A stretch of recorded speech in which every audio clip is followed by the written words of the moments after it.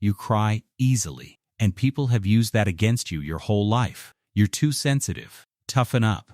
Why do you always cry over nothing? So somewhere along the way, you started believing them. You started thinking something was wrong with you. But here's what no one told you. Crying easily has nothing to do with being emotional. It's about what your brain is doing that theirs simply can't. And once you understand this, you'll never see yourself the same way again. Most people think crying darks too many emotions. Wrong. Crying is what happens when your brain has taken in more than it can hold without releasing. It's not overflow of emotion, it's overflow of processing. Think of it like a hard drive. Some people's brains filter incoming emotional data constantly, blocking, skipping, ignoring. Your brain doesn't do that. It takes everything in, every word, every silence, every look. And when the load gets too heavy, tears are not the emotion. Tears are the release valve. But what exactly is your brain absorbing that others aren't? That's where it gets interesting. Have you ever walked into a room and instantly knew something was wrong? Even though no one said a word? That's not intuition. That's not magic. That's your brain picking up emotional signals that most people's brains automatically filter out. The slight tension in someone's shoulders. The pause before I'm fine. The smile that doesn't reach the eyes. Most people catch maybe half of this. You catch almost all of it. Psychologists call it emotional absorption, but simply put, you take in everything emotionally. Every person in the room, every unspoken feeling, every shift in energy, and you're carrying all of it, not because you're weak, because your brain is wired to receive more. And here's something people don't want to hear. Not everyone who cries easily is sensitive. Some of them are just paying attention. But there's a deeper layer to this. Something happening in your brain that most people don't even know exists. Here are these things called micro-expressions. Tiny, involuntary flickers on someone's face. They last less than 1/5 of a second. Most people never see them. You do. Without trying. Without knowing.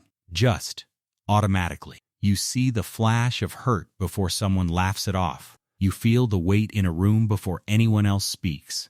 You notice when someone's voice breaks, just slightly, on a word they didn't mean to break on. You are not living in the same emotional world as everyone else. You are living in a higher resolution version of it. More data coming in, more to process, more to carry. And no, this is not always a gift. Sometimes it's exhausting, but it's never, ever weakness. Now here's the part that explains why you cry at movies, strangers' pain, even commercials. Your brain doesn't just understand other people's emotions. It simulates them. You watch someone cry, and something in your brain mirrors that experience.